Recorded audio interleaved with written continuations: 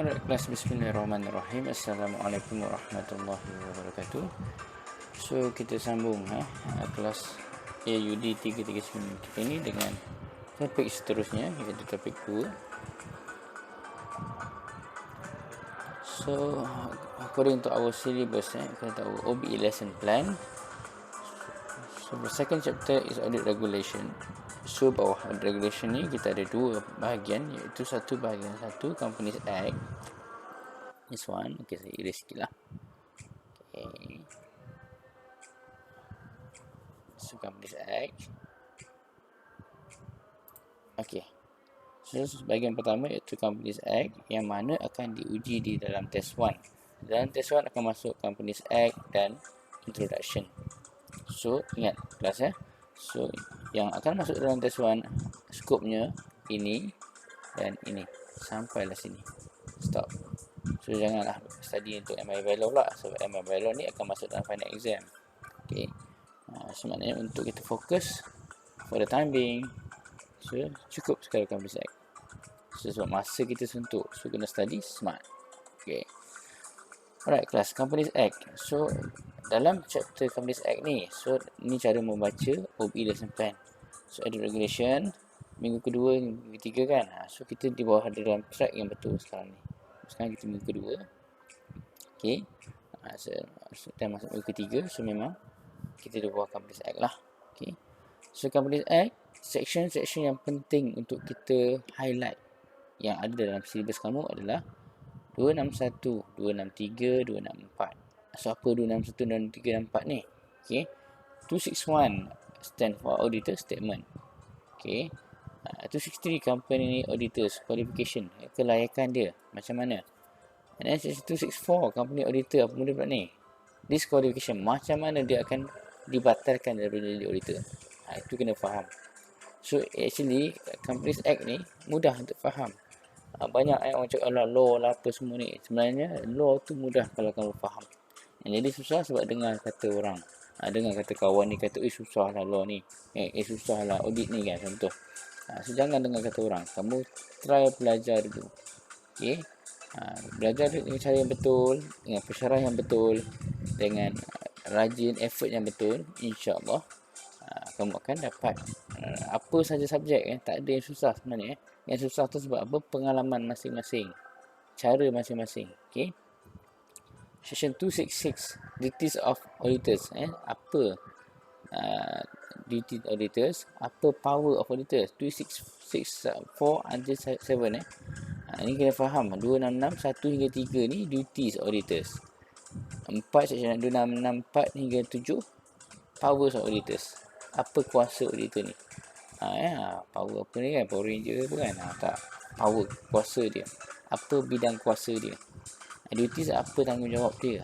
Apa dia punya tugas dia. Section 267 appointment of auditor. 267 ni appointment auditor. Macam mana auditor ni dilantik? Itu kita tahu. Okey.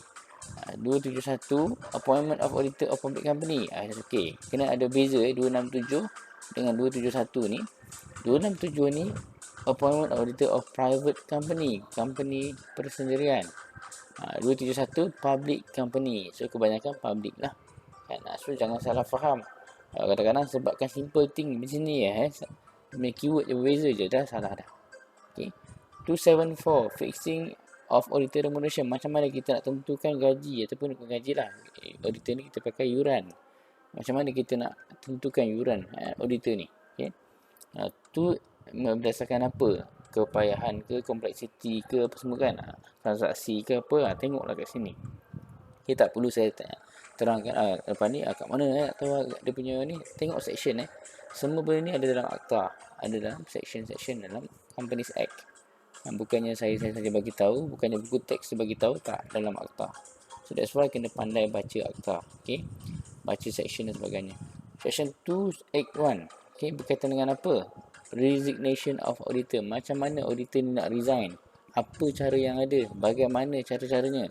Semua tengok dalam 281. Okay, 282 notice of resignation. Kalau nak resign, nak kena bagi notice. Berapa lama notice diperlukan? Semua tengok 282. Okay, saya harap sebenarnya apa yang saya explain kat sini pun dah jelas sebenarnya. So kamu dah boleh tengok sendiri dan fahamkan. Okay. 283 right of resignation.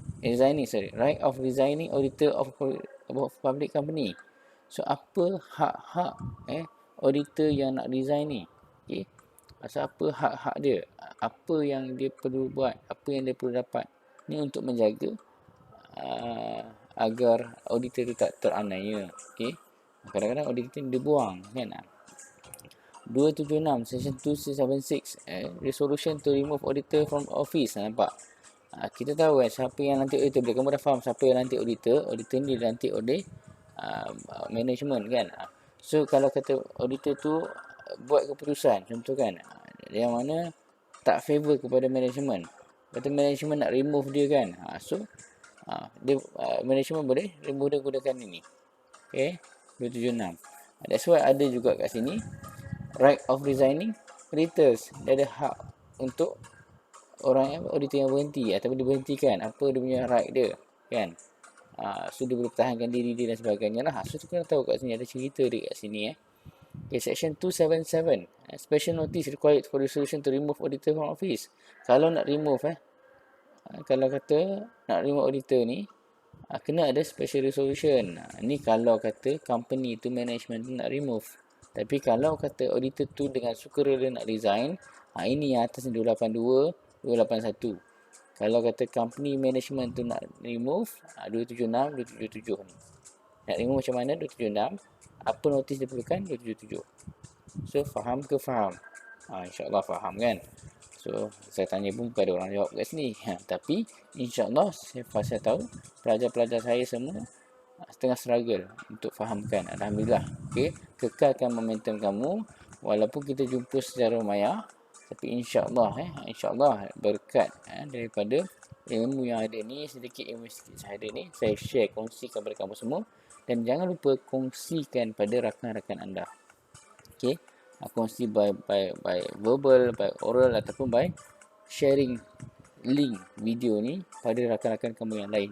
Yang mana yang susah nak faham, yang kata audit ni susah, share lah dekat dia video ni. InsyaAllah mudahkan hidup dia, hidup kamu akan mudah. Dan jangan lupa subscribe. Tak ada lah. Okay. Saya YouTuber pula rasa Alright, seterusnya MIA bylaw. Okey, setakat itu saja. Sampai tu je ke? Nampak. Companies Act setakat tu je, tak banyak pun. Nampak. Senang je, So, explain ni tu dah faham dah. Baca. Kamu baru faham apa yang saya cakap ni. Tak tengok lagi workbook, tak tengok lagi slide, tak tengok lagi buku teks, tak buat lagi latihan. So, proses dia ada banyak. Nak faham dengan faham saya explain ke nak faham dengan jelas? Nak faham dengan jelas maknanya kamu kena tengok video ni. Kedua, kamu kena buka workbook dan baca workbook, fahamkan lagi workbook. Dan ketiga, kamu kena buat latihan. Buat latihan dalam workbook. Dan keempat, kamu kena buat soalan-soalan test berkaitan dengan Companies Act. Sebab Companies Act ni diuji dalam test saja. Buat soalan test dan cuba buat dan refer jawapan kalau ada. Lepas dah buat, semak jawapan. Semak dengan jawapan, lepas pada tu barulah kamu betul-betul faham. Kalau kamu nak kata, saya dah faham, rasa kamu tak betul-betul faham lagi. Okay. Kalau dengar saja tak boleh. Dia sebenarnya manusia ni dia kena reaksi. Lepas dengar, dia kena buat. Dia kena fahamkan, kena baca, dia kena fahamkan. Dia kena cuba buat latihan. Baru dia boleh akan faham betul-betul. Kalau tidak, kamu punya tangan tak bergerak. Okay. Kamu punya mind ni tak boleh nak simpan, save data tu. Apa yang kamu faham. So, saya cakap saya cuba amalkan. InsyaAllah. Kalau kamu berjaya nanti, ingat saya pernah ajar kamu. Itu saja. Doakanlah saya supaya murah rezeki, supaya dipermudahkan urusan dunia akhirat, insyaAllah. Okay. Alright, kita teruskan. Lepas saya tengok ni, baru tengok syllabus kan. Belum tengok, dah faham dah serah nak mak saya. Tengok lagi. So, kita buka pada workbook pula. Workbook ni ada dalam, ni sebelum ni, page 17. Okay. Audit regulation. So dalam ni dia ada dua bahagian, nampak. Dia ikut syllabus kamu That's why saya share pada kamu workbook ni. Tapi tak semestinya workbook ni bagus. Dia bagus setakat ni. Dah hujung-hujung nanti dia akan jadi info kurang. Sebab dia tak lengkap lagi. Workbook ni belum betul-betul lengkap lagi. Alright. So Companies Act, topic coverage, ini ikut, dia betul-betul ikut sampai special notice. Sama tak? Check dulu nota kamu, sama tak dengan dalam syllabus. So dia mula dengan 261, dah habis dengan 277. Tengok balik kan. OBE, okay. 261, betul. Start dengan 261, habis dengan 277. So complete, okay. Maknanya tak ada yang terlepas. Kalau terlepas, kamu tambahkanlah nota kamu. So nampak, setiap apa yang kamu buat tu ada base kamu. Bukannya kamu study tu secara membuta tuli. Ya ke? Sembrono main study je. Asal ada buku baca. Tak, bukan macam tu. Itu bukan study smart, itu study hard. Kita nak kena smart. Okay. Alright. So dah betul yang ni skop dia. MIWLO jangan tengok dulu. Tengok yang ni bagi nak fokus yang ni. So otak manusia ni dia memang perlu fokus. Dia tak boleh semua nak baca, semua nak tak boleh kan. So sekarang kita nak fokus Companies Act. Saya nampak dalam buku ni bagi tahu ini masuk test 1. Guys, masuk test 1 guys. Bagi tahu kat sini kan. Sebenarnya pensyarah kamu yang buat ni sebenarnya sangat-sangatlah nak kamu faham. Tapi kadang-kadang pelajar-pelajar ni dia tak appreciate kan. Bukan semua, tak semua, tapi ada di kalangan kita yang tak appreciate. So daripada hari ni start to appreciate apa yang kamu ada di depan mata. Okay. Kita bukan nak jadi yang terbaik. Kita tak nak yang sempurna. Kita jangan cari yang sempurna. Kita takut bila kita cari yang sempurna, kita hilang yang terbaik. Okay. Alright, the primary statutory sources of authority in Malaysia is the Companies Act. Nampak? Kat Malaysia ni, paling kita fokus ada Companies Act untuk buat baik audit ni kan. The duties, function, responsibility and liability are further defined by the Malaysian Institute of Accountant, MIA, which set out the Malaysian Standard on Auditing, ISA kan. So practice notes issued by from time to time. So ini antara section secara nampak dia siap buat diagram lagi kan. Mind map ni dia bagi company auditor apa.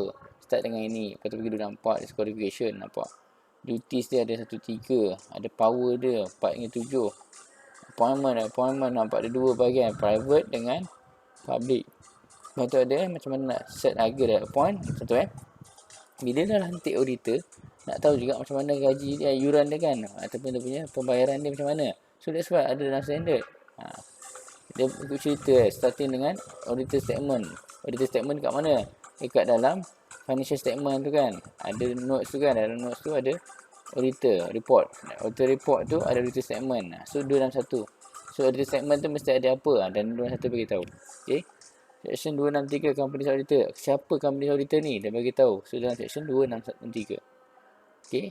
Ini macam mana dilantik? 263 lah kan. So macam mana disqualified? 264. Nampak dia cerita daripada lantik. Daripada auditor statement ni, maknanya daripada dalam notes tu ada audit report tu ada auditor statement. Macam mana datangnya audit report, audit statement ni?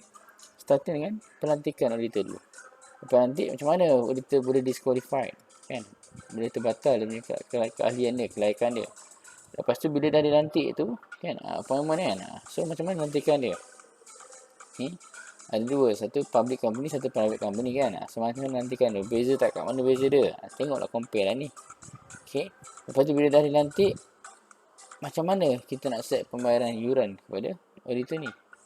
Dah set yuran, baru tahu. Ini tugas-tugas auditor, ini kuasa auditor. Okay, lepas tu dah ni okay, dah tahu, dah lantik apa semua kan, dah setting apa semua. Katakanlah auditor tu nak resign macam mana? Ini cara nak resign dia. Kalau syarikat tu yang lantik tu nak remove dia macam mana? Ada kat sini. Daripada mula sampailah keluar. Complete. Itu sebenarnya apa kita belajar untuk chapter 2 ni. Okay. So daripada diagram ni kamu dah boleh faham dah apa sebenarnya the true story of the Companies Act yang dah diolah kepada AUD 339. So sebenarnya Companies Act ni banyak ada banyak section. Tapi yang dalam skop yang perlu kamu faham dalam AUD 339 ni hanyalah ini saja. So sekecil je sebenarnya, tak banyak pun. Kamu tak faham. Sebenarnya Companies Act banyak lagi, section banyak kan. Nampak. Tapi kenapa kamu faham yang ni? Sebab yang ini yang perlu untuk kamu faham sesuai untuk pembelajaran diploma. Okay. Alright. So auditor statement. Apa itu auditor statement? So boleh baca lah kat sini. Section 261 sub 1. Itu cara sebut dia. a company that is not required by this act. Okay, Section 255 to launch financial statement with the registrar shall launch with registrar a statement relating to the financial statement of the company required to be circulated to its members, signed by the auditors of the company. Nampak? So section 261 sub 1 dia bagi tahu, nampak? Kena ada auditor statement sekali dalam tu. Dalam tu bagi tahu dalam statement tu ada apa. So dia stating whether the company has, in his opinion, kept proper accounting. Betul tak company tu kept proper account? Okay. And then auditor bagi tahu, dia dah kept proper account. Stating whether the financial statement have been audited. Kena bagi tahu statement auditor bagi tahu dah pun diaudit. Okay. Dah pun disemak. Dan kena bagi tahu juga dalam auditor statement tu apa dia. Okay, so baca kat sini. Okay. So, stating whether the auditor report on the financial statement was made subject to any qualification or been under any applicable auditing standard. Kena tengok. Semua financial statement tu dibuat ikut standard. Stating whether the date to which the financial statement has been made. Okay. Nampak? Dia mesti ada date dia sekali. Dia dalam date tu dia follow liability yang ada kan. Okay. Nampak? So, dia boleh meet ni. So, ini yang ada dalam auditor statement. Section 261 sub 1 ni kan. So, ada 4 perkara dalam ni. So, kena tahulah. Kena ambil keynote dia. Keyword dia, sorry. Keep proper account. Kita tengok record. Okay. According to dah pun dia audit. Okay. Ketiga, dia dah pun ikut standard. Keempat, dia boleh bayar liability dia. So, just tahu keyword tu. Tak perlu kamu nak hafal semua benda. Itu cara study sebenarnya. Ingat keyword tu, daripada keyword tu kamu olah lah nanti. So, tak semesti kamu nak kena dalam final exam, dalam test kamu nak kena salin sebiji-sebiji. Tapi memandangkan sekarang ODL ni kadang-kadang dia boleh ni kan, orang kata online study. Sudah dibenarkan buka buku. So, lagi mudah lah kalau kamu ada sumber. That's why kalau kamu faham, kamu tahu dekat mana ada jawapannya, lagi cepatlah kamu jawab. Kan? Dan kamu tahu jawapan kamu tu betul ataupun salah. Kamu tahu apa yang kamu jawab tu betul ke salah. Kalau kamu salah pun kamu tahu kat mana kamu salah. Nampak? Okay? Itu penting untuk kamu faham. Bukannya study sebabkan mak ayah suruh study, tak. Study sebab kamu nak study. Sebetulkan niat kamu. Bukan study sebab terpaksa. Study sebab kamu nak study.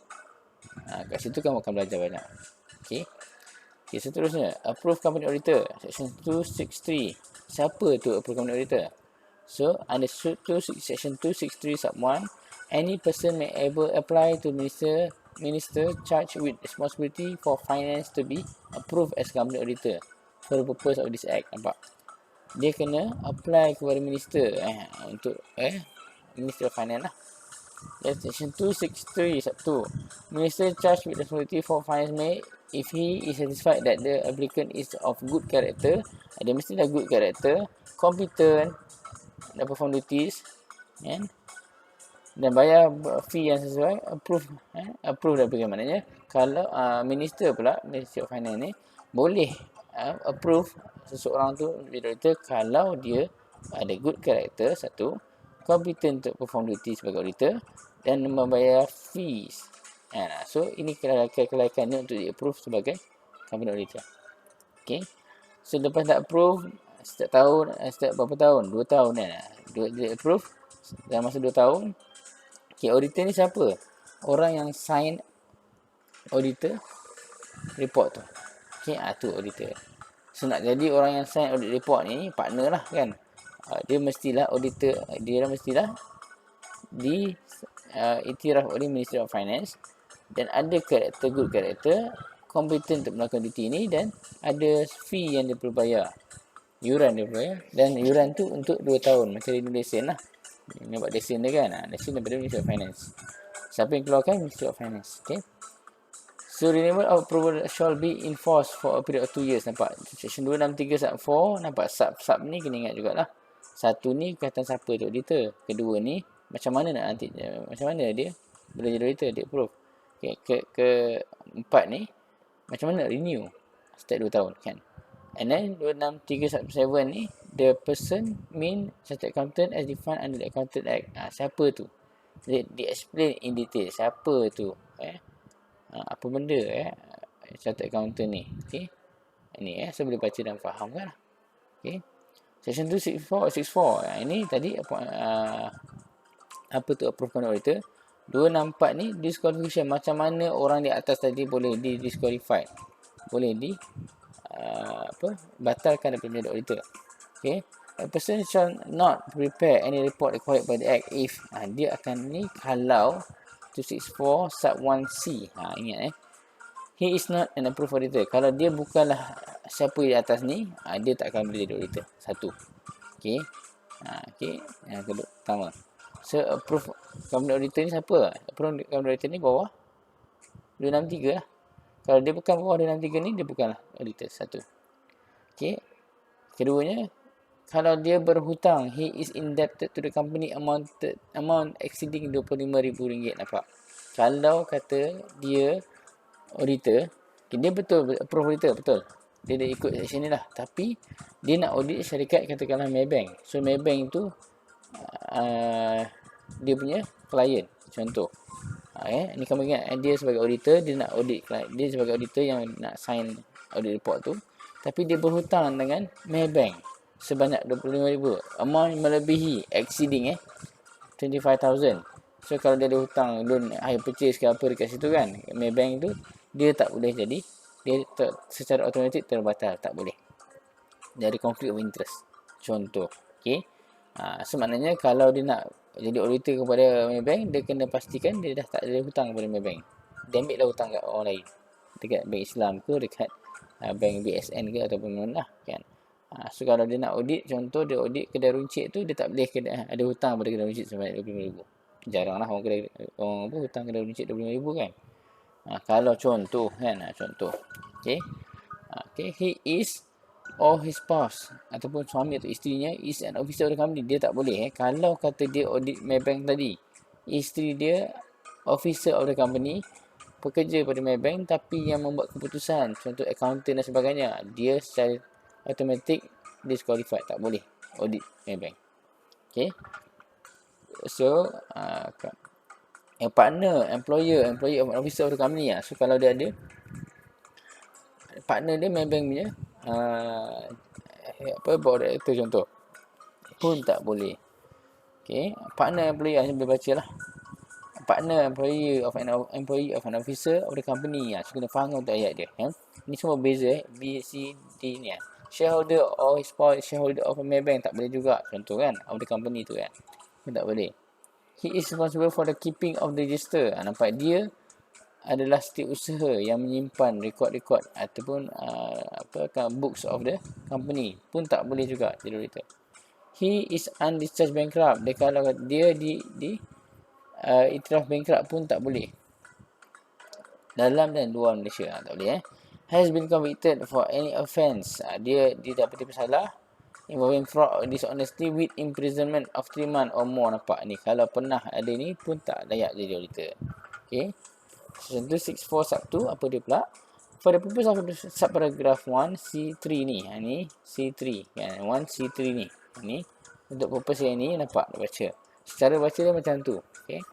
A person shall be deemed to be an officer of the company if he is an officer of the company operation that is deemed related to the company by virtue of section 7. If he has been an officer of the promoter of the company or such corporation at any time within preceding period of 12 months. Nampak? So, under section 264(1) ni, dia bagi tahu kalau katakanlah, okay, saya, contoh saya bekerja dengan Maybank dalam masa 12 bulan yang lepas, yang lalu. Dan saya dah berhenti dah. Tapi tak lepas tak habis edah lagi lah. 12 bulan ni kan. Dah berhenti tapi masih baru 11 bulan berhenti. Okay. So, dan saya lepas saya berhenti tu, saya kerja sebagai auditor dan saya jadi auditor. Saya buka firma audit dan saya perlu sign audit report tu. Tapi saya audit balik company saya pernah kerja sebelum ni. Dan saya tak habis lagi edah 12 bulan ni, pun tak disqualified juga. Unless minister direct otherwise. Okay. So maknanya kecuali kalau kata di approve oleh minister lah. Tapi kalau tak approve, tak boleh. Okay.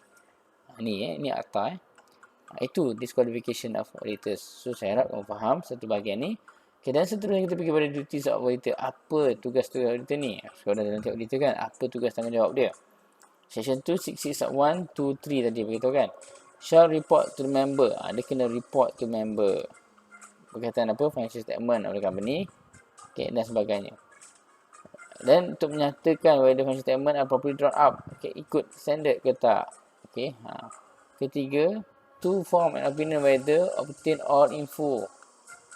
Proper accounting report has been kept. Return received from branch adequate. And whether considered method dictated were appropriate. Nampak? Ini 3 benda. Okay, ini duties dia. Ini tugas-tugas auditor yang kamu kena tahu. Okay. Ini 266, sub 4 hingga 7 tadi. Power dia, kuasa dia. Apa power dia? Okay. Dia ada kuasa Auditor ni hebat Dia ada banyak kuasa. Kuasa ni yang orang takut. Right of access to the accounting book and other record including register of the company and entitled to require information. Kamu ada hak untuk tengok setiap buku akaun dan sebagainya dalam syarikat tu, termasuk register. Dan kamu boleh ada hak untuk meminta entitled to require information and explanation. Kalau kamu perlukan explanation pun kamu boleh jumpa staff-staff dalam tu minta dia explain for the purpose of audit. Nampak punya kuasa dia kan. That's why bila auditor datang, apa saja info kamu perlukan, syarikat kena bagi, kena explain. Macam mana pun kena sediakan. Kalau tak explain, kamu ada hak untuk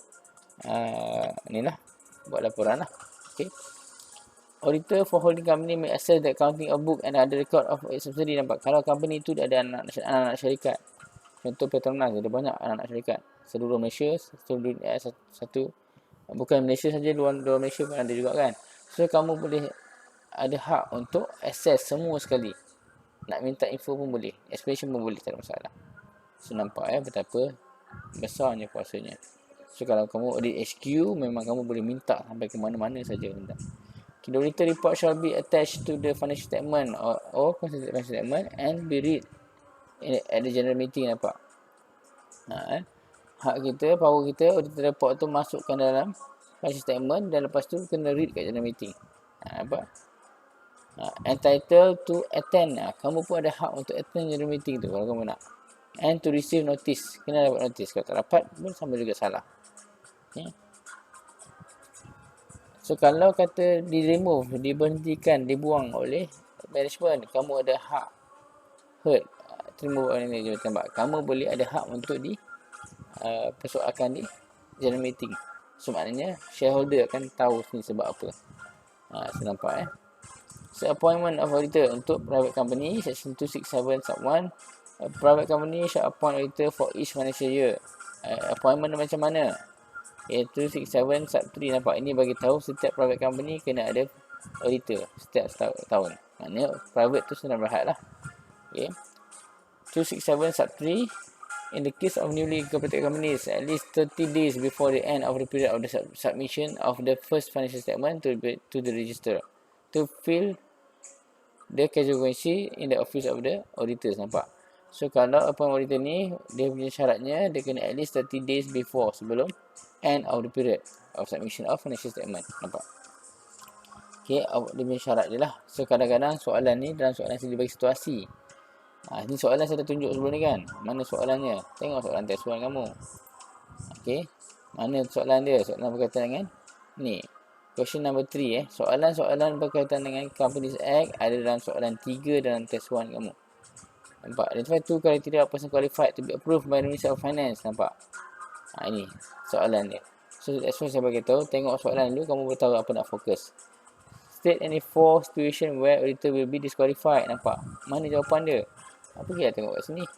Apa 4 situasi auditor boleh disqualified? Tengok disqualification tadi. This one Apa 4 situasi dia? Ni banyak ni kan? 1, 2, 3, 4 1, 2, 3, 4. Ada banyak lagi, 5, 6. So nak 4 je, ambil yang mudah. Dia judicial bankrupt, dia hutang 25,000 ke atas, dia bukan approved auditor. Okay, dia apa lagi? Dia for state officer of the company, dah cukup 4. Jangan nak bagi semua ni, bagi 4 je. Okay, so nampak? Bila kamu faham, kamu tahu mana nak cari jawapan. That's why saya bagi tahu, buat study, lepas tu buat soalan. Bukannya study Study bukan study saja, study kena buat latihan. Okay, rajin lah. Itu je. Keyword rajin. Kamu, dia bukan belajar ni bukan nak kamu pandai, tak. Dia nak kamu rajin. Okay, kamu rajin, kamu tak ada kelayakan pun, kamu akan hidup di mana saja.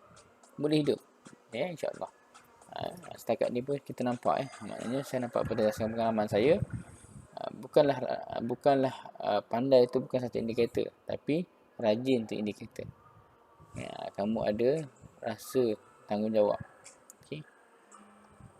Alright, seterusnya. Okay, so kena study. Yang ni pilih study. Nak study sekali dengan test 1 kamu lah. So nampak, tengok test 1 dulu. Highlight dulu apa section-section yang penting. Macam saya buat sebelum ni. Kan highlight penting kan, 264, 271 kan. Lepas tu buka kamu punya textbook apa semua, study, ikut yang tu. Tapi ini alhamdulillah dari workbook, mudah hidup kamu. Dia senang. Okay. Appointment by members. Ni kalau kata by director untuk private company, appointment by director macam mana? By member macam mana? So baca dan fahamkan lah. Okay. Appointment by registrar ni macam mana? Kalau registrar ni ataupun CCM ataupun Suruhanjaya Syarikat Malaysia kan. Okay. Pendaftaran syarikat dia macam mana? So, apa sebab-sebab dia? Okay, kena baca dan fahamkan. Suka sana SP 11 banyak kan, dia makan masa. Tapi kat sini okey. Sesatunya nanti apa member. Siapa member ni? Member ni shareholder lah. Okey, siapa yang perlu nanti? Section 267.4a at each subsequent year following first submission financial statement, when the board fail to appoint under section 267 3, kalau ini yang pertama, pelantikan pertama, board of director kena sign. Appointment by director. Untuk yang meeting, untuk yang pertama kali appoint tu, director yang kena appoint. Okay. Tapi kalau kata ini subsequentnya, ya tahun yang seterusnya, shareholder yang kena lantik. Okay. Tapi kalau shareholder tak lantik, member tak lantik, barulah bagi balik pada kalau ataupun pada first meeting, kalau kata section 267 sub 3 ni tak buat, director tak appoint, barulah member lantik. Ni baru registrar pula. Macam mana registrar akan nanti? Section 268. If a company does not appoint an auditor. Kalau company tak ada appoint siapa-siapa, registrar ada hak untuk appoint. Kalau katakanlah director tak appoint, member tak appoint, pendaftar syarikat tu yang berdaftar boleh appoint. 267, appointment of auditor by public company. Ni kalau public company pula macam mana? Sama jugalah. Ya. So 2671 sub 1 dia kata public company kena appoint setiap tahun. Nampak? Ni tadi 271 kata 271 ni kata private. Ni 271 public company kata. So siapa perlu lantik? Sama juga director. Maksud yang pertama sekali kan, at any before the first general meeting, at any time sebelum first general meeting, director kena lantik. Kalau company yang baru buka kan, first AGM tu, sebelum AGM tu kena lantik. Siapa lantik? Director yang ada hak. To fill vacancy of auditor. Kalau kata yang ada kekosongan jawatan auditor pun, siapa kena nanti? Director kena nanti untuk yang first. Okay. Lepas tu untuk yang the member shall appoint an auditor by resolution at the annual general meeting. Nampak? Lepas tu untuk subsequent lah, untuk yang akan datang tu, kan dia yang nanti dia member. Tapi kalau kata director tak nanti, member nanti lah. Okay, this one. Saya baca ni. If the company should have appointed an auditor at an general meeting, but fail to do so, nampak? At general meeting. So, kalau katakanlah general meeting, director tak lantik lagi, member ada hak untuk lantik. Kalau kata member pun tak lantik, director pun tak lantik, registrar boleh lantik. Macam mana? Baca. Lebih kurangnya. Okay, lepas tu pergi pada macam mana nak tentukan pembayaran ataupun iuran auditor ni. Satu, section 274 sub 1. Remuneration of the auditor shall be fixed by members. Siapa yang perlu ni? Members yang ada. Member ni siapa? Shareholder lah. Fixed by the board. Board director. If not fixed by the company, nampak? Fixed by the registrar. Kalau company fail. Nampak? Sama jugalah. Siapa yang kena tentukan? Member yang tentukan berapa. Kalau tak ada, board yang tentukan. Kalau board tak tentukan, registrar yang tentukan. Dari 3 level lah hierarchy dia. Okay. So, tak boleh kalau kata member dah tentukan, register tak boleh lah. Sebab apa dia ikut level kan, step ni. Kalau kata dah nanti, ini semua tak payah nanti lah, tak payah tentukan lah. Okay, 281 dan 282 resignation of a company auditor. So macam mana audit nak resign?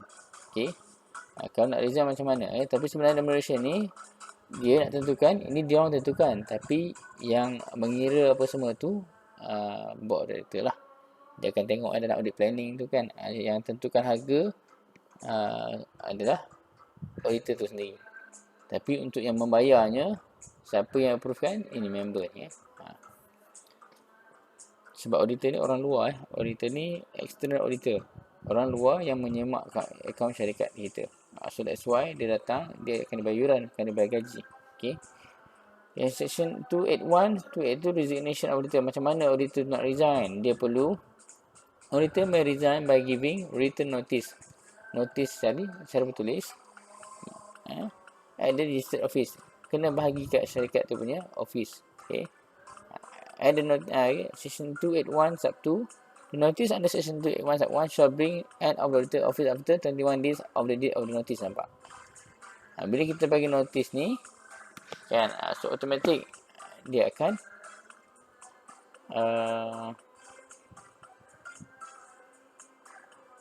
end office of the auditor tu pada 21 hari lepas notice tu. Nampak Section 2 sub 2 sub 1, the company shall send a copy of notice tu kepada registrar within 7 days. Okay, daripada terima receipt. Okay, right of resigning auditors. So orang yang auditor yang resign ni, apa right dia? The auditor may give notice resignation section 281 and request the director to immediate convene a general meeting for the purpose of receiving and considering explanation. Nampak? Ni kuasa untuk auditor kalau nak resign. Okay. Under 283 sub 4, the company shall state the notice has been received. Satu. Send a copy kepada member. Okay, the director shall hold the general meeting recorded under this section within 28 days for the date to receive of the notice of the resignation requisition made under subsection 2 tadi. Ini kalau nak resign so nak resign, so ni flow dia. So kena bagi notice, depan notice apa syarikat kena buat, nampak dia bagi tahu detail. Okay, nak resign macam mana? Okay, lepas tu kalau resign berapa lama akan resign? Lepas nak resign, apa dia punya hak dia untuk resign? Apa yang company kena buat kalau kata dia nak resign? Nampak dia bagi flow dia. So Companies Act ni dia macam guideline lah. Dia punya petunjuk dalam kita nak buat company. Okay, removal, so kena fahamkan Companies Act. Nak buka syarikat kena faham Companies Act. Okay, removal auditor. Kalau kata board director tu nak remove, ini mungkin ada hal lah. Mungkin auditor tu dengan management tak orang kata tak sefahaman. So maknanya management nak remove. Remove ni ayat dia negatif remove. Kita nak remove resign tu kita sukarela nak resign. Auditor tu nak resign. Tapi ini remove. Ni maknanya syarikat tu remove dia. The company may remove auditor at any time. Bila-bila masa boleh. Tapi by ordinary resolution at general meeting. Dia kena remove masa general meeting. Tak boleh buat hari-hari biasa ke tak boleh. In accordance with section 27, special notice kena buat special notice. Auditor tak boleh remove from office before expiration of his term. Tak boleh remove kalau dia ada term dengan syarikat tu tahun kan. So tak boleh. Dia kena kat general meeting saja. Special notice required for resolution to remove auditor. So special notice shall be required for resolution to remove auditor from office at general meeting. Dia kena buat pada general meeting. Kena bagi special notice. Upon receipt of special notice, company shall send a copy to the registrar. Nampak? Ini apa yang kena buat.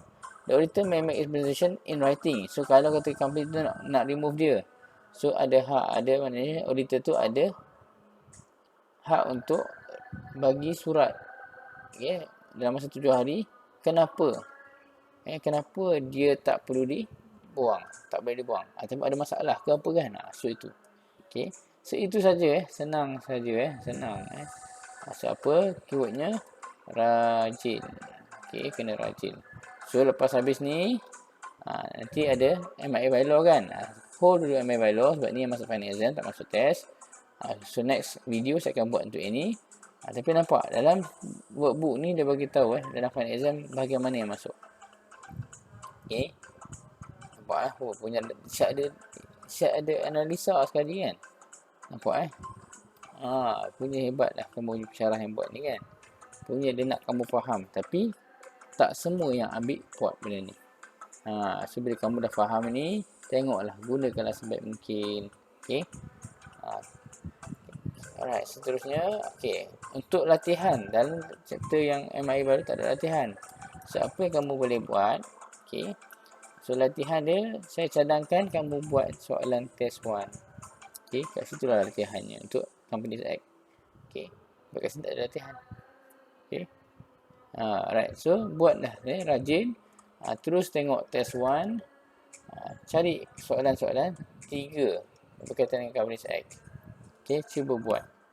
Baru kamu tahu macam mana cara soalan tu diberikan. Dan soalan tak uji, direct. Dia akan bagi situasi dan sebagainya lah. Dan kamu kena explain berdasarkan kefahaman kamu. Okay. So itu saja untuk hari ni. So jangan lupa subscribe dan like video ni. Dan share pada kawan-kawan seramai yang boleh. Okay. Kongsikanlah walaupun satu ayat. So yang baik itu datang daripada Allah. Yang kurang baik itu datang daripada diri saya sendiri. Saya mohon maaf andai kata terkasar bahasa pada kamu semua dalam sepanjang video ini. So insyaAllah kita jumpa lagi dalam video seterusnya dengan membincangkan topik 2 juga, chapter 2 juga, iaitu MIA by law. Assalamualaikum semua. Good luck.